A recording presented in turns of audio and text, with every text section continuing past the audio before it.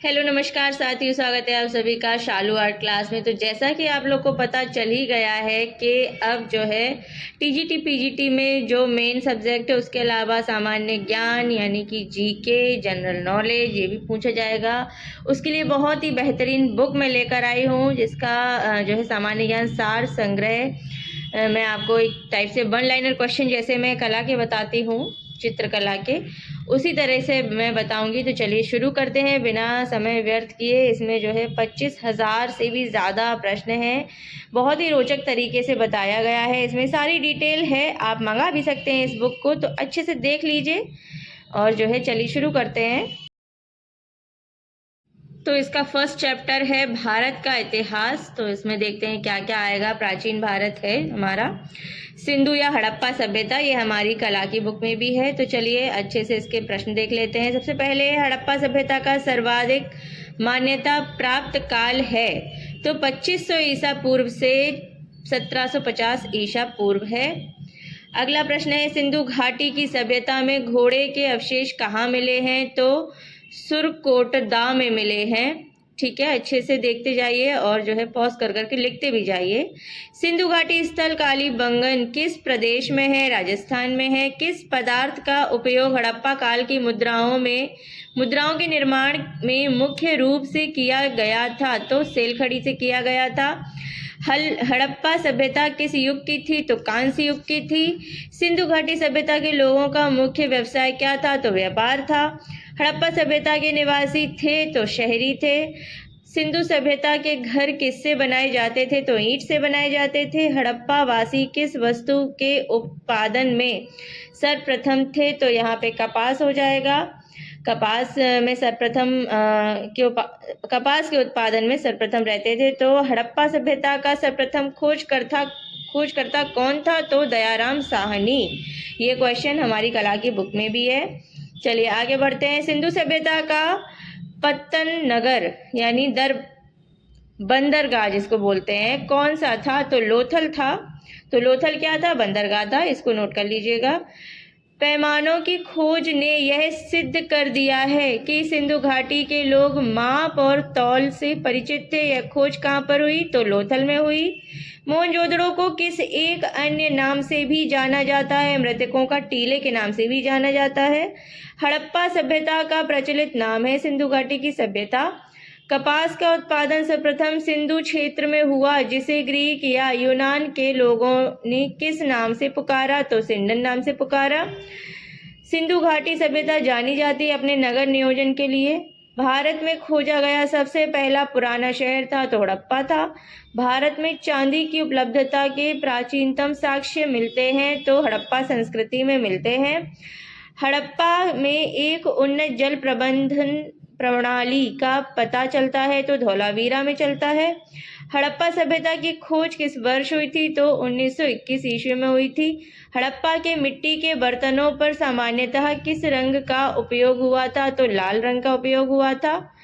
सिंधु घाटी सभ्यता की विकसित अवस्था में किस स्थल से घरों में कुओं के अवशेष मिले हैं? तो मोहनजोदड़ो से मिले हैं। सिंधु घाटी सभ्यता को खोज निकालने में जिन दो भारतीयों का नाम जुड़ा है वे हैं दयाराम साहनी एवं राखालदास बनर्जी। अगला प्रश्न है रंगपुर जहां हड़प्पा की समकालीन सभ्यता थी वह है सौराष्ट्र में। हड़प्पा एवं मोहनजोदड़ो की पुरातात्विक खुदाई के प्रभारी थे सर जॉन मार्शल। किस पशु की आकृति जो मुहर पर मिली है जिससे ज्ञात होता है कि सिंधु घाटी एवं मेसोपोटामिया की सभ्यता के मध्य व्यापारिक संबंध थे? तो बैल की। हड़प्पा के लोगों की सामाजिक पद्धति कैसी थी? उचित समतावादी। हड़प्पा सभ्यता के अंतर्गत हल से जोते गए खेत का साक्ष्य कहाँ से मिला है? तो कालीबंगा से मिला है। सैंधव सभ्यता की ईंटों का अलंकरण किस स्थान से मिला है? तो कालीबंगा से मिला है। मोहनजोदड़ो कहाँ स्थित है? तो सिंध में स्थित है। अगला प्रश्न है सिंधु सभ्यता में वृहद स्नानागार पाया जाता था तो मोहनजोदड़ो में पाया जाता है। हड़प्पा कालीन स्थलों में अभी तक किस धातु की प्राप्ति नहीं हुई है? तो लोहे की प्राप्ति अभी नहीं हुई है। किस पशु के अवशेष सिंधु घाटी सभ्यता में प्राप्त नहीं हुए हैं? तो गाय के नहीं हुए हैं। स्वातंत्र्योत्तर भारत में सबसे अधिक संख्या में हड़प्पा युगीन स्थलों की खोज किस प्रांत में हुई है? तो गुजरात में हुई है। किस हड़प्पा कालीन स्थल से नृत्य मुद्रा वाली स्त्री का कांस्य मूर्ति प्राप्त हुई है? तो मोहनजोदड़ो से हुई है।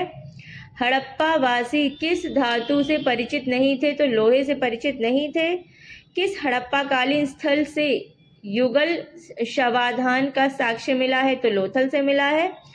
मानव समाज विलक्षण है क्योंकि वह मुख्यतया आश्रित होता है संस्कृति पर। सिंधु सभ्यता संबंधित है आद्य ऐतिहासिक युग से। यह क्वेश्चन यूपीएससी प्री में 1996 में पूछा जा चुका है, तो नोट कर लीजिएगा। 39वीं बीपीएससी प्री 1994 में भी जो है। चलिए अगला प्रश्न पढ़ते हैं। सिंधु घाटी की सभ्यता गैर आर्य थी क्योंकि वह थी नगरीय सभ्यता।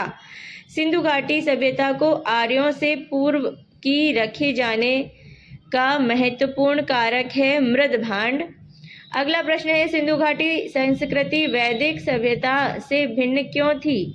इसके पास विकसित शहरी जीवन की सुविधाएं थी, इसलिए यह भिन्न थी। हड़प्पा संस्कृति की जानकारी का मुख्य स्रोत पुरातात्विक खुदाई है। यह प्रश्न यूपीएससी प्री 1996 और यूपीएससी प्री 1994 में भी पूछा जा चुका है। आखिरी प्रश्न है आज का, सिंधु घाटी के निवासियों की सभ्यता को जानने का मूल स्रोत है वहां पाए गए बर्तन, जेवर, हथियार और औजार।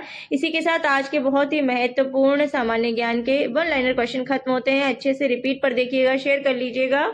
जो लोग चैनल पे नए हैं सब्सक्राइब करके बेल आइकन जरूर दबा दीजिएगा। इस तरह के लेटेस्ट और बहुत ही इंपॉर्टेंट क्वेश्चंस के लिए मिलती हूँ नेक्स्ट वीडियो में। तब तक के लिए take care and bye bye.